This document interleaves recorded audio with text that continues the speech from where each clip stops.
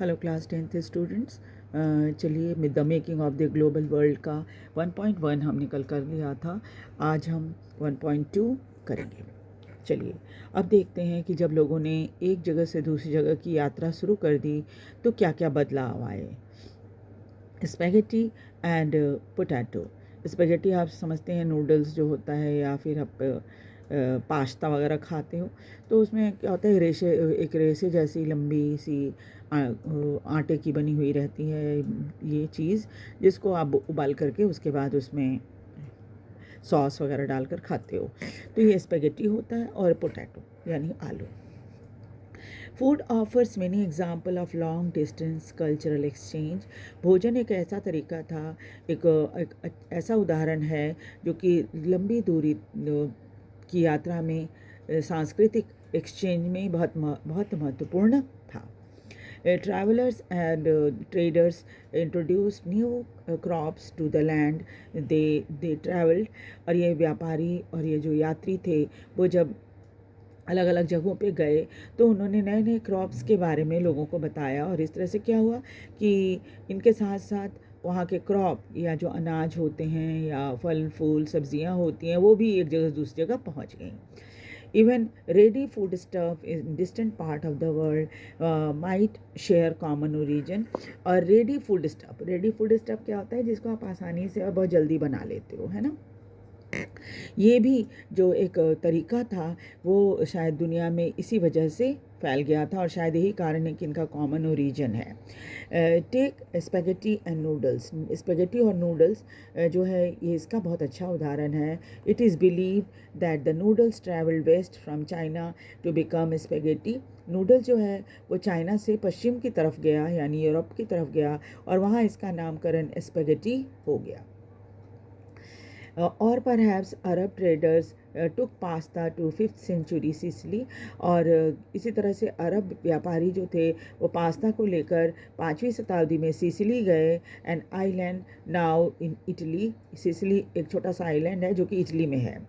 Similar foods were also known in India and Japan. इसी तरह के भोजन जो हैं भारत और जापान में भी बहुत ही प्रचलित हैं, जाने जाते हैं। So the truth about their origin में नेवर बी नोन। इस तरह से ये जो भोजन है एक जगह से दूसरी जगह इतना ट्रैवल कर चुके हैं कि पक्का पता लगाना बहुत मुश्किल होता है कि कौन सा भोजन जो है या कौन सी चीज़ जो है वो उसका ओरिजिन कहाँ हुआ था। So the truth about their origin में नेवर बी नोन। इसलिए शायद लोग कभी भी नहीं जान पाएंगे कि उसका असली ओरिजिन कहाँ हुआ था। Yet such guess work suggest their possibility of long distance cultural extra contact even in the pre modern world. और शायद आप ये समझ सकते हो, आप गेस कर सकते हो कि ये पॉसिबिलिटी इस वजह से हो पाई कि हम आज तक नहीं पहचान पाते हैं कि कौन सी चीज़ कहाँ उसका ओरिजिन हुआ था। तो ये कल्चरल कांटेक्ट के कारण संभव हुआ था, जो कि आज मॉडर्न ज़माने से पहले के समय में हुआ था।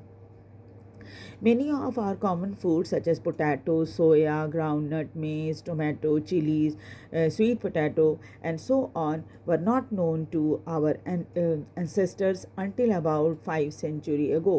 और आपको जानकर ताज्जुब होगा कि हमारे यहाँ ये सब चीज़ें पोटैटो, सोया, ग्राउंडनट, मेज़, टोमेटो, चिलीज, स्वीट पोटैटो, है ना, ये सब हमारे पूर्वज इन सब के बारे में कुछ जानते भी नहीं थे। आप समझते होगा आलू होता है, सोया है ना, सोया जो होता है वो, उसके अलावा ग्राउंडनट यानी जो मूंगफली होती है, उसके मेज़ या मक्का, टमाटर, चिली यानी मिर्च, स्वीट पोटैटो यानी मीठे जो होता है शकरकंदी जिसको आप बोलते हो वो, ये सब हमारे पूर्वज इसके बारे में जानते भी नहीं थे।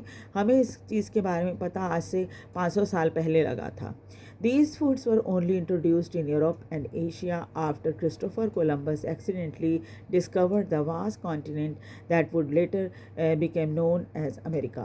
और ये खाने जो हैं वो यूरोप में आए। एशिया में तो क्रिस्टोफर कोलंबस जब अमेरिका गया, अचानक अमेरिका की उसने खोज कर ली, और उसके बाद जब बाकी दुनिया में लोगों को इन सब चीज़ों के बारे में पता चला अमेरिका की खोज के बाद। Here we use America to describe North America. यहाँ पर जो अमेरिका शब्द इस्तेमाल किया गया है वो यूएसए के लिए नहीं है, वो नॉर्थ अमेरिका के लिए है। और साउथ अमेरिका, उस समय नॉर्थ और साउथ अमेरिका दोनों सब मिले हुए थे। और द कैरेबियन, जिसको आज हम वेस्ट इंडीज़ के नाम से जानते हैं, ये सारे इलाके हैं, है ना। इस वो सब मिलाकर बने हुए हैं अमेरिका, जिसके बारे में चर्चा यहाँ अभी अभी आपके चैप्टर में हो रही है। अब तो सब अलग अलग देश के नाम से जाने जाते हैं। In fact, many of the common food came from America's original inhabitant, the American Indians। और बहुत सारे हमारे जो फूड हैं वो अमेरिका के ओरिजिनल इनहेबिटेंट जो अमेरिकन इंडियंस जिनको कहा जाता था वो खाया करते थे, और उससे पूरी दुनिया में फैल गया। Sometime the new crop could make the difference between life and death। कुछ ऐसे भोजन हैं जो जीवन मरण से जुड़े हुए हैं। Europe's poor began to eat better and live longer with introduction of humble potato. Europe में जो गरीब थे उनको उनके जीवन में सुधार उनके तब हुआ जब आलू का आविष्कार हो गया। और उनको वो गरीब थे, हेल्दी खाना तो खा नहीं सकते थे, जो कि वहाँ मीट वगैरह होता था, मीट महंगा होता है। तो ये आलू जो था उनके भोजन का महत्वपूर्ण हिस्सा बन गया था। Ireland's poorest peasant became so dependent on potato that when disease destroyed the potato crop in the mid-1840s, hundreds of thousands died of starvation. Ireland में तो गरीब जो थे वो आलू के ऊपर इतना निर्भर हो गए थे कि जब एक बीमारी के कारण आलू की फसल ख़राब हो गई थी 1840 के आसपास, तो सैकड़ों लोग जो है वो भूख से मर गए थे।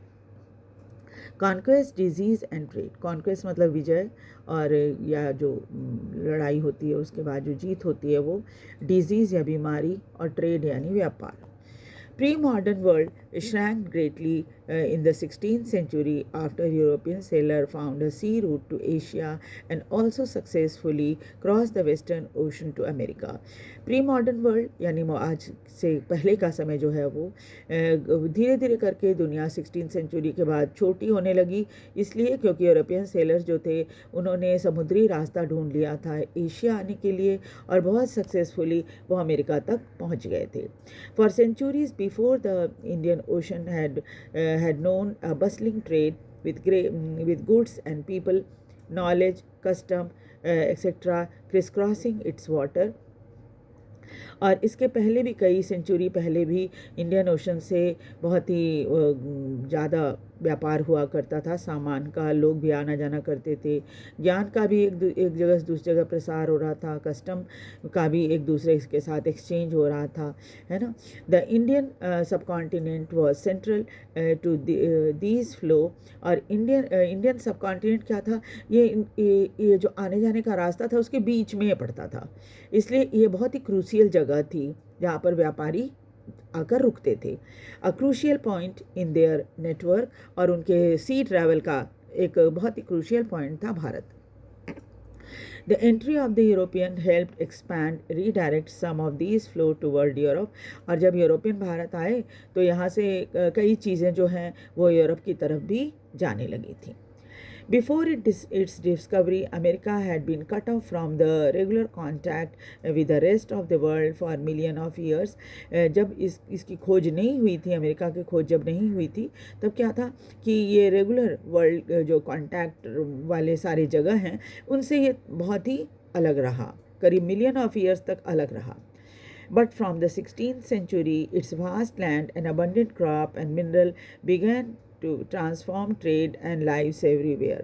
लेकिन 16th सेंचुरी के बाद इसकी बहुत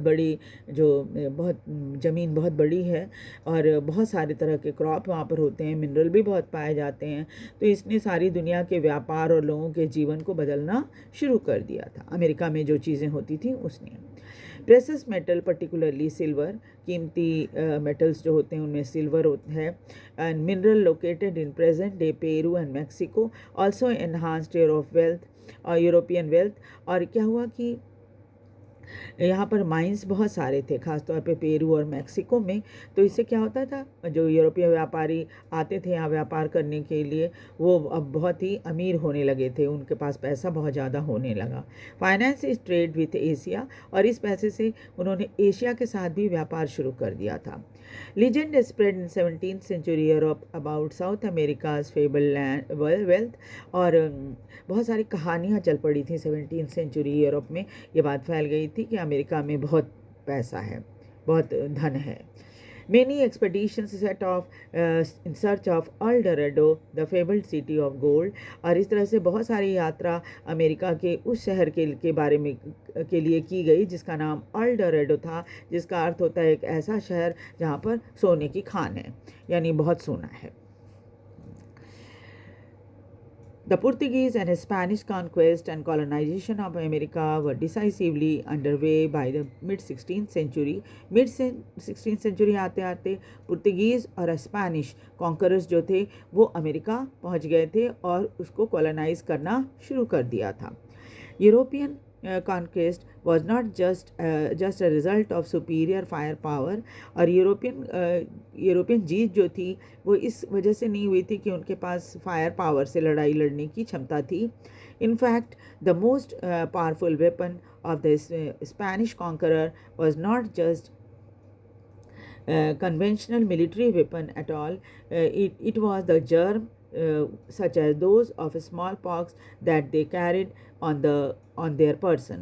और स्पेनिश जो कॉन्करर थे वो सिर्फ कन्वेंशनल मिलिट्री वेपन से ही उन्होंने जीत हासिल नहीं की थी, ये अपने साथ जो जर्म लेकर आए थे, जैसे स्मॉल पॉक्स जो बीमारी होती है, जो कि छुआछूत वाली बीमारी होती है, वो अपने साथ लेकर आए थे। Because of their long isolation, और चूँकि वो अपने देश से काफ़ी समय तक अलग थे अपने देश से, America's original inhabitant had no immunity against these disease that came from Europe. और अमेरिकन ओरिजिनल इनहेबिटेंट यानी अमेरिका के जो वहाँ के मूल निवासी थे, उनको तो इसके बारे में, इस बीमारी के बारे में पता ही नहीं था, और उनका शरीर भी ऐसा नहीं था कि वो इस बीमारी से लड़ सकता जो कि यूरोप से उनके यहाँ आया था। स्मॉल पॉक्स इन पर्टिकुलर प्रूव डेडली किलर, और स्मॉल पॉक्स जो है वो तो बिल्कुल ही डेडली किलर हो गया था उनके लिए। Once introduced it spread deep into the continent, एक बार छूत लग गई इस बीमारी की तो वो मतलब अमेरिका के अंदर के हिस्सों में भी फैल गया था। Even any of the European reach there, और ये जो बीमारी थी यूरोपियन के वहाँ पहुँचने से पहले ही पहुँच गई थी। और काफ़ी लोग, क्योंकि देखो लोग जो है एक जगह से दूसरी जगह ट्रैवल करते हैं, तो स्वाभाविक है कि अब यहाँ पर अगर कोई दिल्ली में है और उसका घर अगर यूपी में किसी दूसरे इलाके में है, तो वैसे में वो यहाँ से अपने घर तक जाएगा, तो स्वाभाविक है अगर वो बीमार है तो अपने साथ बीमारी भी लेकर जाएगा। तो इसी तरह से क्या हुआ कि रहा तो वो दिल्ली में, छूत की बीमारी उसको यहाँ दिल्ली में लगी, लेकिन वो यूपी के दूसरे इलाकों में भी ले गया उस बीमारी को, और इस तरह से उस सब जगह में भी बीमारी फैल गई। तो यूरोप में भी यूरोपियन बीमारियाँ जो थी वो इसी तरह से पूरे अमेरिका में फैल गई थी। Proving the way to the conquest, इसलिए क्या paving the way of their conquest, और यही कारण था कि इन लोगों को लड़ाई लड़ना आसान हो गया था। यानी कि ये जो यूरोपियन वहाँ पहुँचे थे उनके लिए उनके सामने वो कमज़ोर पड़ गए थे, अमेरिकन जो थे, अमेरिकन इंडियंस जिनको कहा जाता था, वो कमज़ोर पड़ गए थे, इसलिए इनके लिए वहाँ पर जीत हासिल करना आसान हो गया था। गन्स कुड बी ब्रॉट और कैप्चर्ड, अब कोई गन लेकर अगर आपके सामने आएगा तो उसको पकड़ सकते हैं। टर्न अगेंस्ट द इन्वेडर्स, उसके विरुद्ध में भी आप उसका इस्तेमाल कर सकते हैं। बट नॉट डिजीज़, लेकिन बीमारी का तो कुछ भी नहीं कर सकते आप, सच एज स्मॉल पॉक्स, ख़ास तौर पे ऐसी बीमारी जो स्मॉल पॉक्स जैसी है। To which the conquerors were mostly immune, और आपको पता ही है ना कि स्मॉल पॉक्स एक आध दो बार अगर आपको हो गए तो फिर आपका शरीर जो है उससे लड़ने की क्षमता बढ़ा लेता है, इस वजह से फिर वो तीसरी बार आपको वो बीमारी शायद ही होगी। तो ये जो यूरोपियन थे ये तो इम्यून हो चुके थे, लेकिन जो अमेरिकन इंडियंस थे वो इस बीमारी से अपने आप को बहुत ही ये बीमारी उनके लिए बड़ी ख़तरनाक हो गई थी। Until the 19th century, poverty, hunger were common in Europe. 19वीं शताब्दी तक तो गरीबी, भूख ये सब बहुत ही कॉमन था यूरोप में। सिटीज़ वर क्राउडेड, शहर बहुत भर गए थे, लोग गाँव से शहर आ गए थे नौकरी की तलाश में। डेडली डिजीज़ वर वाइड स्प्रेड, बहुत सारी ऐसी बीमारियां थीं जो बहुत ख़तरनाक थीं, वो फैल गई थी सब जगह। रिलीजियस कॉन्फ्लिक्ट वर कॉमन, धर्म के नाम पर झगड़े शुरू हो गए थे। The religious dissenters were persecuted, और जो लोग धार्मिक धर्म के विरुद्ध जो कोई कुछ बोलता था उनको क्या किया जाता था, परसिक्यूट मार दिया जाता था। 1000 therefore fled Europe for America, और इसीलिए जिन लोगों को इस तरह की मौत की सज़ा मिली थी वो सब देश छोड़ कर भागने लगे थे और अमेरिका चले गए थे। Here the 18th century plantation work by slaves captured in Africa were growing cotton and sugar for European traders. जब ये यूरोपियंस वहाँ 18th century में अमेरिका पहुँचे तो उन्होंने क्या किया कि प्लांटेशन वो का काम शुरू किया, और उसमें जो दास के रूप में अफ्रीका से लाए हुए लोगों से वो कॉटन और शुगर उगवाया करते थे। मतलब खेती क्या करते थे कॉटन और शुगर की, और उसको यूरोपियन मार्केट में बेचते थे। Until well into the 18th century, काफ़ी 18th century के अंत में China and India were among the world richest country. China और भारत जो था दुनिया का सबसे अमीर देश हुआ करता था। They were also preeminent in Asian trade, व्यापार में भी वो सबसे एशियन ट्रेड में सबसे आगे थे। However from the 15th century, China is said to have restricted overseas contact, लेकिन 15वीं शताब्दी के बाद चाइना ने विदेशों के साथ व्यापार लगभग बंद कर दिया था एंड रिट्रीटेड इनटू आइसोलेशन, और बिल्कुल दुनिया के दूसरे देशों से अलग हो गया था। यानी कि अपने देश में ना किसी को आने देता था, ना उस देश से लोग बाहर ज़्यादा जाया करते थे। China's reduced role and the rising of the importance of America gradually move the centre of the world trade westward, और चाइना का अपने आप को बिल्कुल अलग कर लेना और धीरे धीरे करके अमेरिका की इम्पोर्टेंस बढ़ना, इससे क्या हो गया, पूरी दुनिया के व्यापार का झुकाव जो है वो पश्चिम की तरफ होने लग गया। Europe now emerge as the centre of the world trade, और धीरे धीरे करके यूरोप जो है व्यापार का सबसे बड़ा केंद्र बन गया पूरी दुनिया में, है ना। तो इस तरह से क्या है कि ये हमें तो बस इतनी ही दूर तक पढ़ना है इस चैप्टर में। उसके बाद जो 19th सेंचुरी है ये डिलीटेड है आपका ये पार्ट, यहाँ से पूरा चैप्टर। तो आप इससे रिलेटेड जो है जो भी क्वेश्चन वगैरह है उसको आप तैयार कर लेना। और कुछ ही टॉपिक है, दो ही 3 टॉपिक इसमें ऐसे हैं जो कि इम्पॉर्टेंट हैं। जैसे अभी हमने पढ़ा कि फूड कैसे जो है वो ट्रैवल किया, और कौन कौन से भोजन ऐसे थे जो सारी दुनिया में पहले लोग जानते भी नहीं थे, ख़ासतौर पे हमारे देश में लोग जानते भी नहीं थे, और कैसे वो दूसरे देशों से हमारे देश में आए। इस तरह से कैसे बीमारियां जो हैं वो एक देश से दूसरे देश में पहुंची, कौन कौन सी बीमारी ऐसी थी। ख़ासतौर पे आपको याद रखना है कि स्मॉल पॉक्स जो था वो यूरोप से धीरे धीरे करके अमेरिका के कई इलाकों में फैल गया था। इस तरह से ये सब जो इम्पॉर्टेंट बातें हैं, फिर ये सिल्क रूट से लिंक जो है इसके बारे में थोड़ा बहुत आपको जानना चाहिए। बस यही 3 तरह के क्वेश्चन हैं जो इस चैप्टर से आने वाले हैं, तो आप उसी हिसाब से इसकी तैयारी क्वेश्चन आंसर बना लीजिएगा और एग्ज़ाम के पॉइंट ऑफ व्यू से, और उसको पॉइंट्स में अगर आप आंसर अपने बनाएंगे तो वो आपके लिए लर्न करना ज़्यादा आसान होगा। अगर आप पॉइंट वाइज बना लें कि फर्स्ट पॉइंट में मुझे ये लिखना है, सेकंड अगर 3 मार्क्स का है तो आप 3 पॉइंट इंपॉर्टेंट रेलिवेंट पॉइंट ज़रूर डालें, और अगर 5 मार्क्स का है तो उसी हिसाब से आपके कम से कम 5 रेलिवेंट पॉइंट्स होने चाहिए आपके आंसर में। इन चीज़ों का आप ध्यान देंगे तो आप स्कोरिंग एग्ज़ाम में ज़्यादा कर सकेंगे। इसके पहले भी मैं आपको बता चुकी हूँ MCQ जो है 20 मार्क्स का आता है, तो आप MCQ भी ज़रूर रिवाइज़ करते रहिएगा, कम से कम रोज़ एक बार पढ़िएगा, तब आपको ये सारे आंसर के साथ लर्न हो जाएंगे, है ना। आजकल तो देखा मैंने स्टेटमेंट वाले क्वेश्चन भी आते हैं, तो स्टेटमेंट को बहुत ध्यान से पढ़ना है ताकि आप अपने आंसर को सही तरीके से समझ पाओ और जवाब दे पाओ। आपको वीडियो कैसा लग रहा है, आप ध्यान से वीडियो को देखिए और साथ ही साथ इसको लाइक और सब्सक्राइब भी ज़रूर कीजिए। Thank you.